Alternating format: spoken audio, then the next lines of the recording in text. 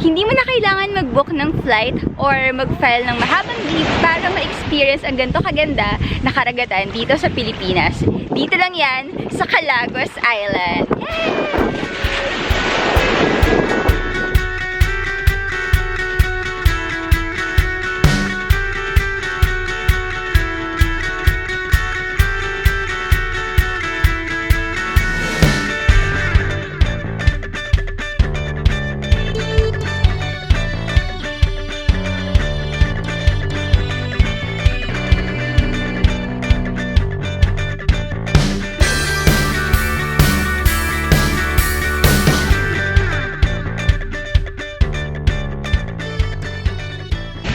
There guys, as you can see, grabe, sobrang ganda talaga ng dagat dito sa Calagos Island.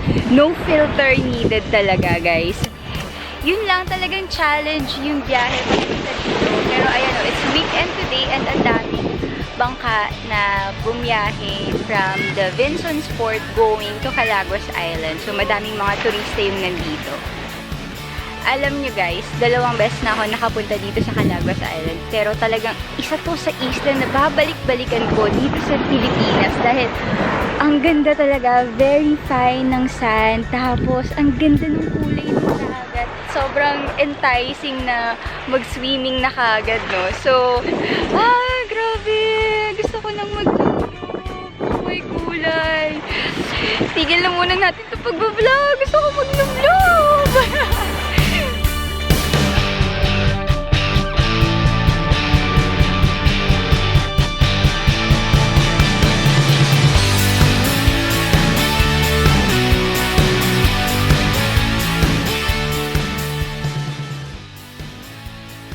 Kung nagbabalak ka din na mapuntahan ang isla ng Calaguas, the good news is marami kang tour organizer na makikita sa Facebook.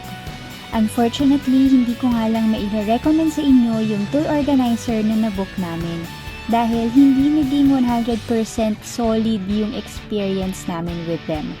Number 1, sobrang late dumating ng van sa pickup location which is SM Mall of Asia sa may seaside. Number 2, ang dami naming stopover or delay. And number 3, walang seat plan kaya agawan ng pwesto. And yung pauwi pa kami, nadagdagan pa kami ng pasahero.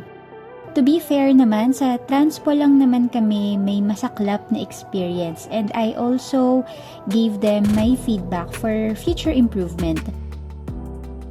Expect a 12-hour travel via land and sea. Habang nasa biyahe, pilitin mong makatulog para mabawasan ang puyat mo. And bago kami pumunta sa Vinson's Port, dito muna kami huminto para kumain ng breakfast. Take note, hindi to kasama sa tour package namin. So, yung breakfast namin, KKB to mga beshiwaps. Kailangan nyo din bumili ng plastic pambalot sa bags ninyo para hindi mabasa habang nasa boat ride. Mura lang naman tong plastic and matibay and pwede rin na 1 to 3 bags ang ilagay ninyo sa isang plastic para mas makatipid kayo and para din hindi ganun kadami yung bilhin ninyong plastic. Required din na mag-sign each guest dito sa tourism pass. Hindi aalis ang bangka ng hindi kumpleto ang signature dito sa listahan. Ang tip ko sa inyo, before pa man kayo sumakay sa bangka or bago kayo pumunta sa Vinson's Port, magpalit na kayo ng damit pang swimming. Asahan nyo na magiging maalon ang biyahe ninyo papunta sa Calagos Island. I-secure nyo na din yung mga valuables ninyo like cellphone, cash, na kung mas maganda kung meron kayong maliit na dry bag or maliit na plastic para hindi din mabasa yung mga valuables ninyo. Mahabang oras ang biniyahe namin para sa isla na to. Mas mahaba pa kesa sa oras na nakapag-stay kami sa island. Kulang na kulang ang 2 days and 1 night. If you will also visit Calagos Island as much as possible, stay at least 2 nights para sulit ang pagod nyo sa biyahe papunta at pauwi. So, dito sa Calagos, ang kinuha namin ay yung closed cabana, which is this one. Ito. And, meron silang ito yung open cabana. Okay, so yung difference lang is ito glass, yung cover, tapos sa open cabana is itong curtain. Tapos dito sa may close cabana, ayan, meron kaming balcony. Balcony! So, pagka open ng window or ng door, as in, diretso ng dalawang kama, tapos unan, tapos electric fan, tapos ilaw.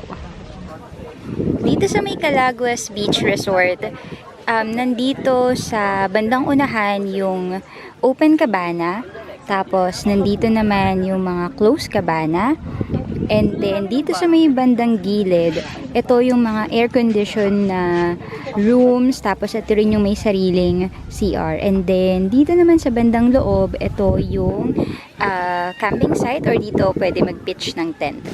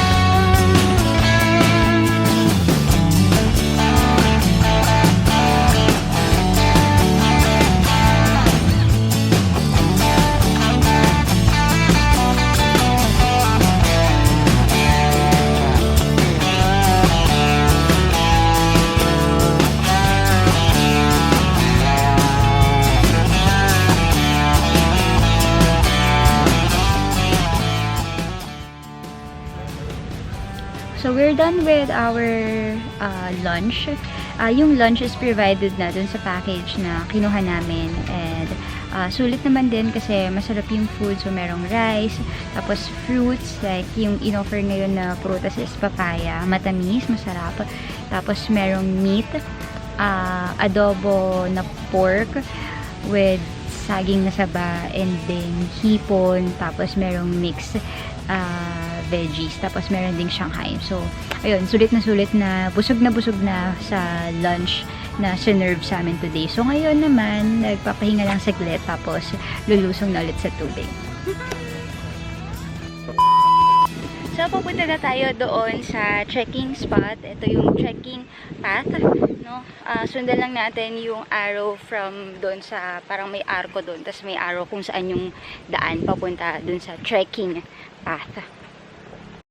Wala kaming sinayang na oras. Kahit pagod at puyat kami sa biyahe, mas pinili namin magtampisaw sa dagat kahit katrikan ng araw at ang mag-explore sa isla. On a normal itinerary, umaga ang schedule ng hike. Pero dahil hindi kami normal, we took advantage of this afternoon to ocular the spot. So, ito yung daanan, guys, nung papunta doon sa taas. Grabe, guys, medyo may pataas na spot or na daanan. Wow.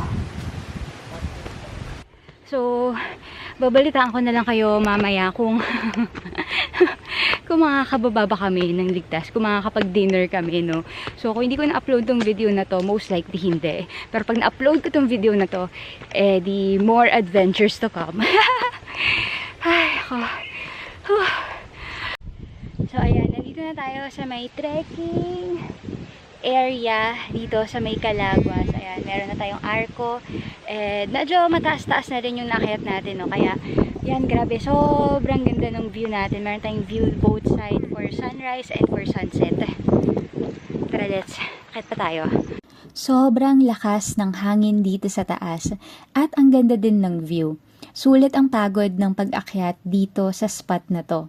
Mga 1 hour din siguro kaming tumambay dito sa taas. Tamang pahinga, langhap ng sariwang hangin, at muni-muni sa may Gedli. So, ayan guys, nandito na kami sa may baba, sa may shore. Pupunta kami dun sa may kabilang dulo. Doon namin pipicturean yung sunset.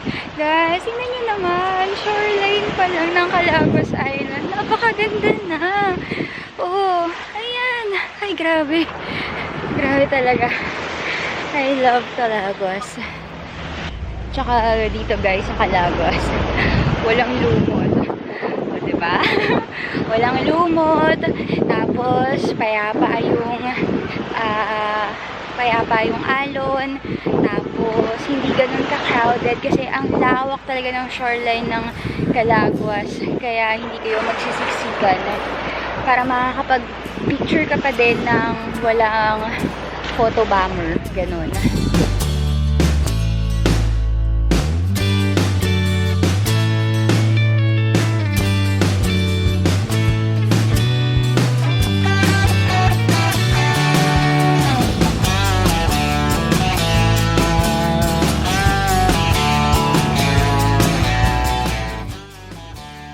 So, nandito na kami sa may dulo. Ito yung merong rock formation. And unfortunately, isa na namang epic fail na sunset ang araw na to dahil kanina ang ganda niya eh. Tapos, few minutes lang habang naglalakad kami, ito na siya, natakpan na ng ulap yung sunset. Unti-unti na naming nararamdaman ang pagod. Thankfully, maaga din na iserve sa amin ng dinner. Pwede rin kayong magkaraoke until 10 p.m. Pero kami, mas pinili namin na magpahinga dahil maaga kaming babangon kinabukasan. Morning guys, so it's 4 a.m. and we are going for a quick trekking para sa sunrise. Ngayon, merong moon, naka-rise yung moon dito. Ganda. And then sunrise tayo. Let's see, let's go.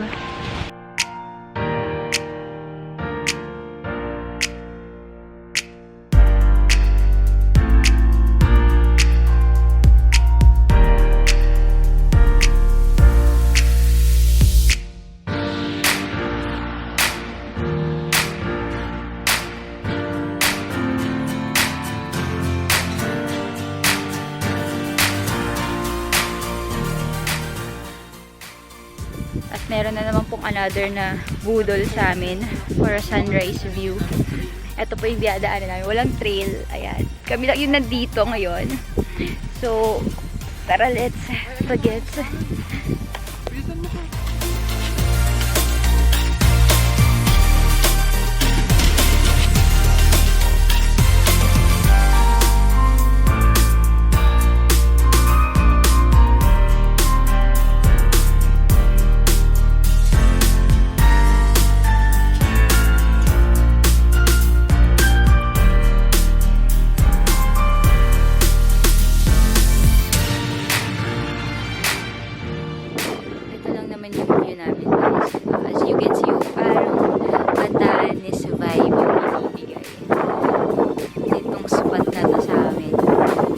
Good thing is, as in kami lang yung nandito. Kasama lang namin ay itong island dogs. Pati yung dog. Nakikita ng sunset. Ganda ng sunrise dito guys. As parang ayun ang Batanes vibe. Wow! Ito yung literal na sunset.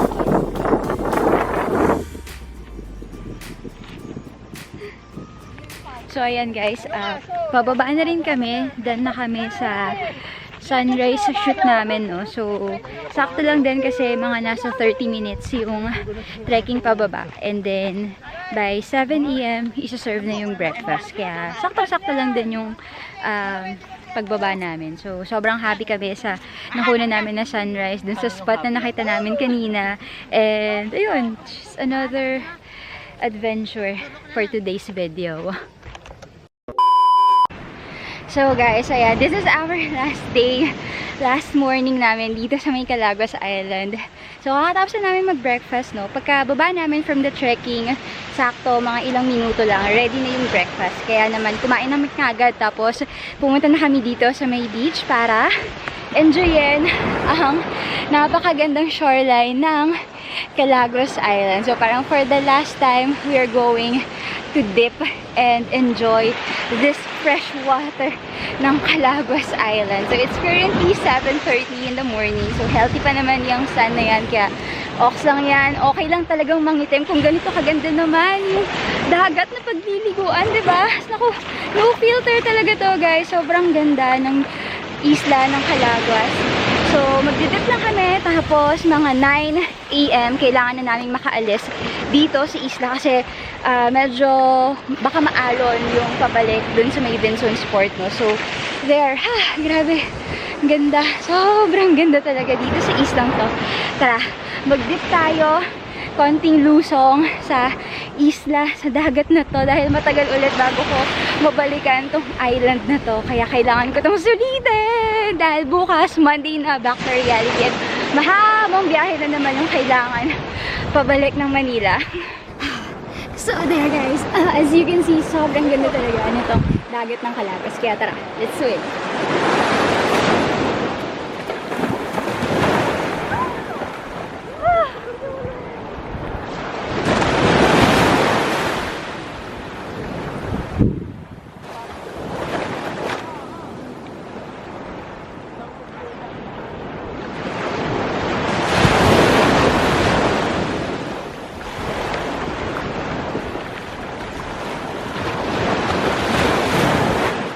Grabe, sobrang sarap talaga magtampisaw dito sa dagat ng Calaguas Island. Kung hindi pa kayo nakakarating dito, you should visit Calaguas Island. So, kung hindi ka nakapag-book ng sit sail papuntang Boracay or Palawan, kung taga Luzon ka, pwede mong puntahan ang Calaguas Island without booking for airfare or kailangan mo lang ng siguro leave or kahit weekend lang, hindi mo kailangan mag-file ng PTO. Use your weekend to visit Calaguas Island. Guys, as you can see, time to go home. So, isasakay na namin yung mga gamit namin doon sa boat and then bubiyahe na kami ulit na another 2 hours. So Calaguas is very pristine beach dito sa Pilipinas and you should visit this. To manage your just manage your expectation na there will be discomfort if you want to enjoy this kind of beautiful beach dito sa Pilipinas. So isang discomfort is yung travel time. Napakalayo ng Calaguas Island if you'll be coming from Metro Manila. Tapos there will be discomfort sa CR, sa restroom. Manageable naman, may tubig, ganyan, pero hindi siya yung as in the typical one. And then, lastly is that walang kuryente or walang signal dito. So, kung gusto ninyong mag-open, mag-check ng social media, you have to rent Wi-Fi, magbayad for Wi-Fi access, and then, walang kuryente, they are only using generator. The generator is only available from 6 PM to 6 AM. So, those are the things that you will consider kapag pupunta kayo dito sa Calaguas Island. Pero all those discomfort, worth it naman siya para sa ganito kagandang beach dito sa may Pilipinas. So, ayan, that's it for this video. Thank you so much for watching and I hope na na-entice ko kayo na i-visit ang Calaguas Island. See you on our next adventure. Bye!